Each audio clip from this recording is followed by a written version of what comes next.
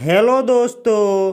तो आज मैं लेकर के आया हूँ बेसिक लेवल के इंग्लिश लर्नर के लिए डे तीसरा क्लास। यानी आज मैं लेकर के आया हूँ तीसरा वीडियो। दो वीडियो को इसी चैनल पे अपलोड किया जा चुका है।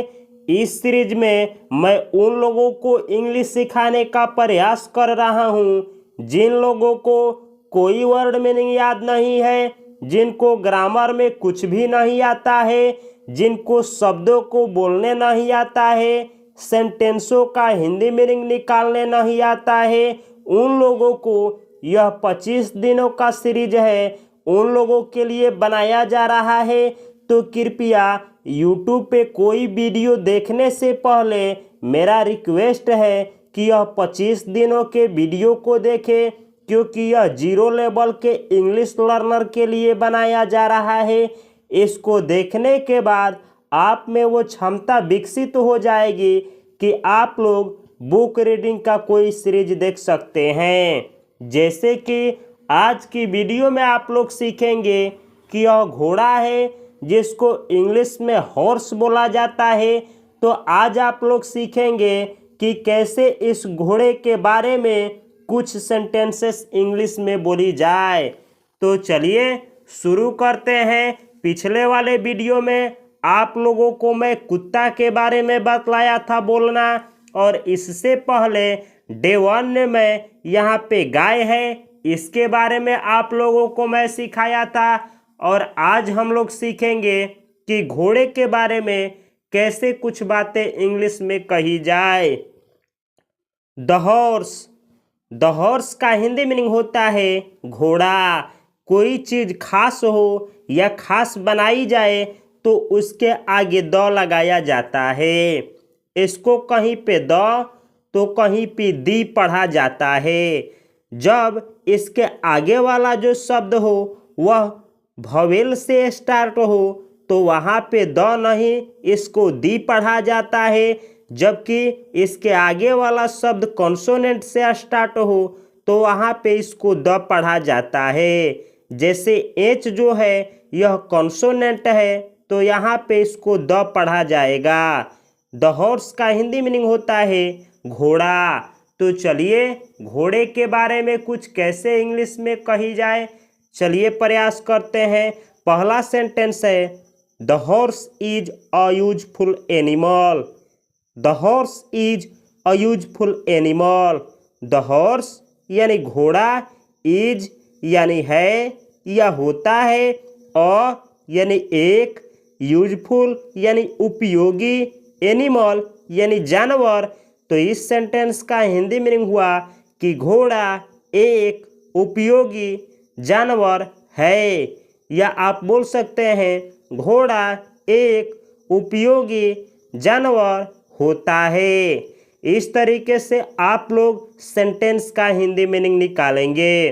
अगला सेंटेंस है it has 4 legs, 2 eyes and a long tail. It has 4 legs, 2 eyes and a long tail. It यानी यह यानी कौन? घोड़ा। तो आप लोग देख सकते हैं कि छोटे छोटे जीवों के लिए ईट का प्रयोग किया जाता है। जैसे घोड़ा हुआ तो यहाँ पे घोड़े के लिए सब्जेक्ट के रूप में ईट को लाया गया है। ईट के बारे में डिटेल में अगर कुछ सीखना है तो इसके ऊपर भी सीरीज है। आप लोग ईट के वीडियो को इस चैनल के प्लेलिस्ट से जा कर के देख सकते हैं। ईट यानी घोड़ा, यानी ईट को हटा करके आप लिख सकते हैं इसके जगह पे द हॉर्स। इट हैज यानी घोड़ा के पास होता है 4 legs यानी 4 पैरें, 2 eyes यानी 2 आँखें, एंड यानी और, अ यानी एक, लॉन्ग यानी लंबा, टेल यानी पूंछ। तो इस सेंटेंस का हिंदी मीनिंग हुआ कि घोड़ा के पास होता है 4 पैर, 2 आँख और एक लंबी पूंछ। तो अगर आप लोगों को हैज का प्रयोग सीखना है तो यह हैव वर्ब का 5वां फॉर्म है। वर्ब के ऊपर एक सीरीज है, उस पूरे सीरीज को आप लोग इस चैनल के प्लेलिस्ट से जा कर के देख सकते हैं। अगला सेंटेंस है it runs fast, it loves freedom. It यानी घोड़े के लिए इट का प्रयोग हुआ है। घोड़ा रन्स यानी दौड़ता है, फास्ट यानी तेजी से, इट यानी घोड़ा, लव्स यानी पसंद करता है या प्यार करता है, फ्रीडम यानी आज़ादी। तो इस सेंटेंस का हिंदी मीनिंग हुआ कि घोड़ा तेज दौड़ता है, घोड़ा आज़ादी पसंद करता है। तो अगर आप लोग रन वर्ब के बारे में और लर्न वर्ब के बारे में सीखना चाहते हैं कि इन वर्बों को कैसे यूज होता है तो वर्ब सीरीज को आप लोग अवश्य देखें। चौथा सेंटेंस है it has different colours. It यानी द हॉर्स यानी घोड़ा, हैज यानी रखता है या होता है, डिफरेंट यानी अलग अलग तरह का, कलर्स यानी रंगों का।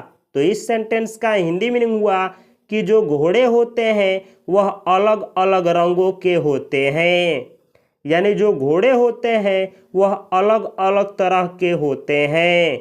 तो इस सेंटेंस में इट का प्रयोग भी घोड़े के लिए हुआ है। अगला सेंटेंस है इट ड्रॉज आवर टंगास। इट यानी द हॉर्स यानी घोड़ा, ड्रॉज यानी खींचते हैं, आवर यानी हमारे, टंगाज यानी टंगाज जो टांगे होती है, जो कि बैलगाड़ी जिसे बैलगाड़ी भी बोला जाता है, उसी को घोड़े खींचते हैं।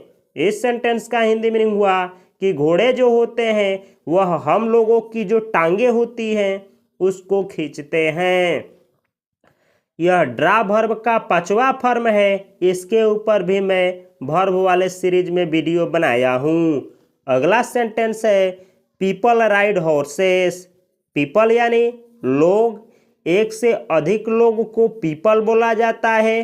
राइड यानी सवारी करते हैं, हॉर्सेस यानी एक से अधिक घोड़े को हॉर्सेस बोला जाता है, यानी घोड़े को। तो इस सेंटेंस का हिंदी मीनिंग हुआ कि लोग घोड़े को सवारी करते हैं। तो राइड वर्ब के ऊपर भी एक मैं वीडियो बनाया हूँ। अगला सेंटेंस है it it's gram and green grass. Grass, it it's gram and green grass. It यानी द हॉर्स यानी घोड़ा, इट्स यानी खाता है या खाते हैं, ग्राम यानी चना, एंड यानी और, ग्रीन ग्रास यानी हरा घास। तो इस सेंटेंस का हिंदी मीनिंग हुआ कि जो घोड़ा होता है वह हरी घास और चना खाता है। तो ईट वर्ब के ऊपर भी मैं एक ऑलरेडी वीडियो बनाया हूँ जिसमें आप लोग सीखेंगे कि इसका 5वां फॉर्म क्या होता है और इस वर्ब से कौन कौन सा वर्ड मीनिंग बना है और ईट वर्ब का सेंटेंस में किस तरीके से यूज होता है। यह आप लोगों को मोस्ट स्पोकन वर्ब सीरीज है, उसी सीरीज में यह वीडियो इसका मिलेगा। अगला सेंटेंस है इट लव्स ग्राम। यहाँ पे लिखा है मच, यानी इसका हिंदी मीनिंग हुआ इट यानी घोड़ा, लव्स यानी प्यार करता है या पसंद करता है, ग्राम यानी चना, और मच लिखा था उसका मतलब बहुत ज़्यादा, यानी कहने का मतलब हुआ कि जो घोड़ा होता है वह चना बहुत ज़्यादा खाना पसंद करता है। लव वर्ब के बारे में कुछ सीखना है तो आप लोग मेरे इस वीडियो को देखने के बाद इसी चैनल पे वर्ब वाले सीरीज को अवश्य देखें। उसमें लव वर्ब का किस तरीके से यूज होता है मैं बतलाया हूँ। आप लोग देख सकते हैं कि इस सेंटेंस में भी लव वर्ब का यूज हुआ है। ये सेंटेंस है it loves it's master very much. It loves it's master very much. It यानी द हॉर्स यानी घोड़ा, लव्स यानी प्यार करता है, इट्स मास्टर यानी अपने मालिक से, वेरी मच यानी बहुत ज़्यादा। तो इस सेंटेंस का हिंदी मीनिंग हुआ कि जो घोड़ा होता है अपने मालिक से बहुत ज़्यादा प्यार करता है। अगला सेंटेंस है it is used in battles. It यानी द हॉर्स यानी घोड़ा, इज यूज्ड यानी किया जाता है, यूज किया जाता है, इन यानी में, द बैटल्स यानी युद्धों में। एक युद्ध को बैटल बोला जाता है और एक से अधिक हो तो उसको बैटल्स बोला जाता है। युद्ध को इंग्लिश में बैटल बोला जाता है। तो इस सेंटेंस का हिंदी मीनिंग हुआ कि घोड़ा को बैटल में यानी युद्धों में यूज किया जाता है। तो जब भी सब्जेक्ट के रूप में यहाँ पे कोई निर्जीव चीज हो, जैसे पेन हुआ, कंप्यूटर हुआ, इंटरनेट हुआ, किताब हुआ और कोई सामान हो और उसके बाद इज यूज्ड का प्रयोग हुआ हो, तो इसका हिंदी में निकाला जाता है कि इस सामान का उपयोग किया जाता है। जैसे मुझे कहना हो कि युद्धों में बंदूक का यूज किया जाता है तो मैं बोलूँगा the gun is used in the battles. The gun is used in the battles यानी बंदूक का यूज युद्धों में होता है। तो इस तरीके से इज यूज्ड का प्रयोग सेंटेंस में होता है। अगला सेंटेंस है the horse of Rana Pratap is famous in the history. The horse यानी घोड़ा, ऑफ यानी का, राणा प्रताप यानी राणा प्रताप, इज यानी है, फेमस यानी प्रसिद्ध, इन यानी में, द हिस्ट्री यानी इतिहास। तो इस पूरे सेंटेंस का हिंदी मीनिंग हुआ कि the horse of Rana Pratap यानी राणा प्रताप का घोड़ा, इज यानी है, फेमस यानी प्रसिद्ध, इन द हिस्ट्री यानी इतिहास में। यानी कहने का तात्पर्य है कि जो राणा प्रताप थे उनका जो घोड़ा था वह इतिहास में प्रसिद्ध है। यह राणा प्रताप जो थे दोस्तों, यह हमारे एक स्वतंत्रता सेनानी थे, यानी देश की आज़ादी के लिए अपना इन्होंने जान दिया था। तो जो राणा प्रताप थे इनके घोड़े का नाम अगला सेंटेंस में दिया गया है। It's name was Chetak. It's name यानी घोड़े का नाम, वॉज यानी था, चेतक यानी चेतक।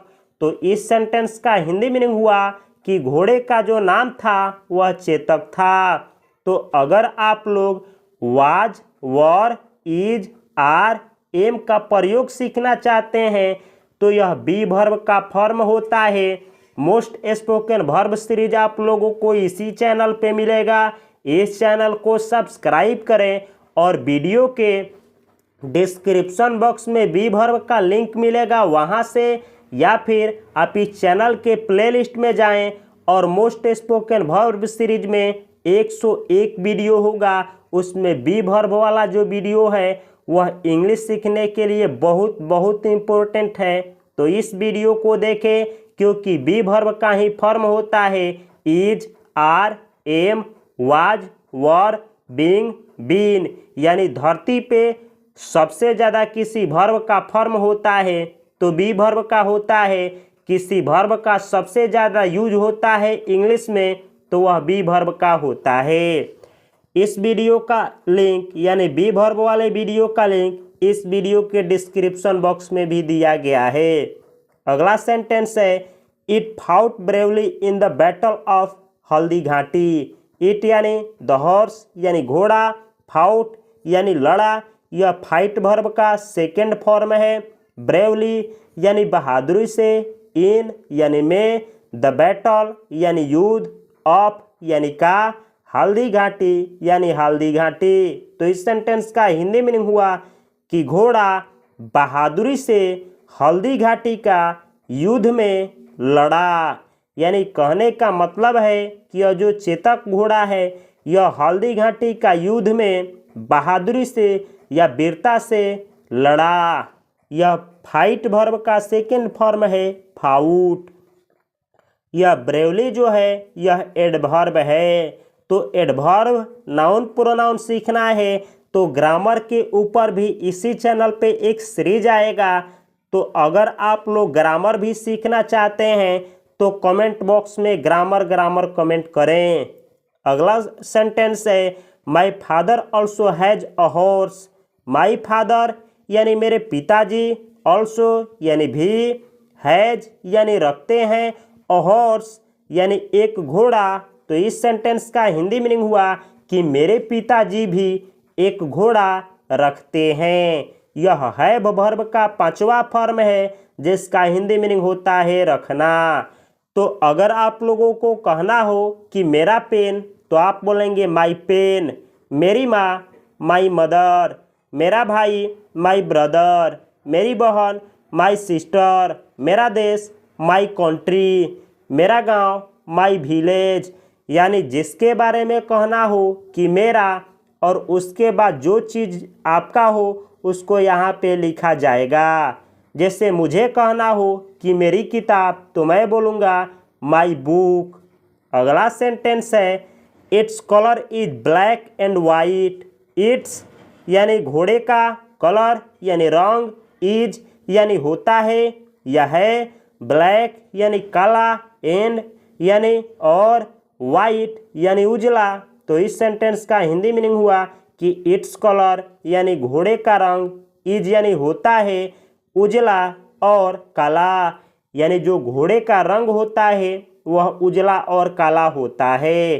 इज आर एम का हिंदी मीनिंग कहीं पे है निकाला जाता है, तो कहीं होता है, होती है, होते हैं निकाला जाता है।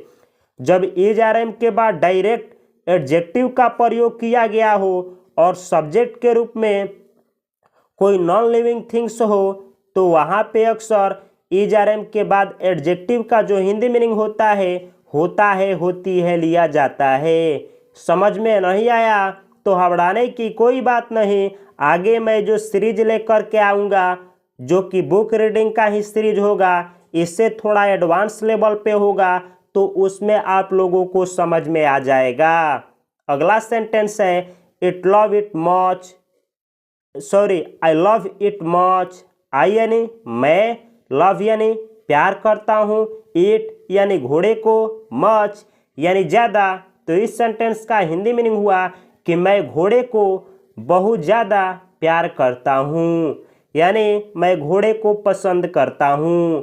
तो जो लव वर्ब है इसका यूज किसी मेल से या किसी फीमेल से प्यार बतलाना हो कि मैं प्यार करता हूँ या पसंद करता हूँ तब भी किया जाता है। किसी चीज़ को आप पसंद करते हैं, लाइक करते हैं, तो लाइक वर्ब के भी जगह पे लव वर्ब का यूज होता है। चलिए अब हम लोग सीखते हैं दोस्तों कि इसमें कौन कौन सा वर्ड मीनिंग है, जिसको अभी आप लोगों को नोटबुक में नोट करके याद करना है, ताकि आप जब आगे इंग्लिश सीखें, जब मैं सीरीज लेकर के आऊँ एडवांस लेवल वाला, तो उसमें आप लोगों को इंग्लिश सीखने में मदद मिले। यूजफुल, यूजफुल का हिंदी मीनिंग होता है लाभदायक, यानी कोई सामान लाभदायक हो या उपयोगी हो तो उसको यूजफुल बोला जाता है। लॉन्ग यानी लंबी, यानी कोई निर्जीव चीज़ हो या सजीव चीज़ हो, लंबी हो तो उसको लॉन्ग बोला जाता है। ड्रॉ यानी खींचना, यह वर्ब है। ग्राम यानी चना, यानी जो खाने वाला चना होता है उसको ग्राम बोला जाता है। बैटल यानी लड़ाई, जो युद्ध होते हैं, जो लड़ाई झगड़े होते हैं उसको बैटल बोला जाता है। फाउट, यह फाइट वर्ब का सेकेंड फॉर्म है जिसका हिंदी मीनिंग लड़ा होता है। ब्रेवली का हिंदी मीनिंग होता है वीरतापूर्वक, यानी कोई काम वीरतापूर्वक की जाए या बहादुरी के साथ की जाए, तो उस सेंटेंस को बतलाने के लिए एडवर्ब के रूप में ब्रेवली एडवर्ब का यूज होता है। अगला वर्ड मीनिंग है कलर का हिंदी मीनिंग होता है रंग। तो इस शब्द में से अगर आप यू भी हटा देते हैं तो यह शब्द सही होगा। यह दो वर्ड मीनिंग होता है, एक में यू लगा होता है, एक में यू नहीं रहता है, और दोनों का हिंदी मीनिंग रंग होता है।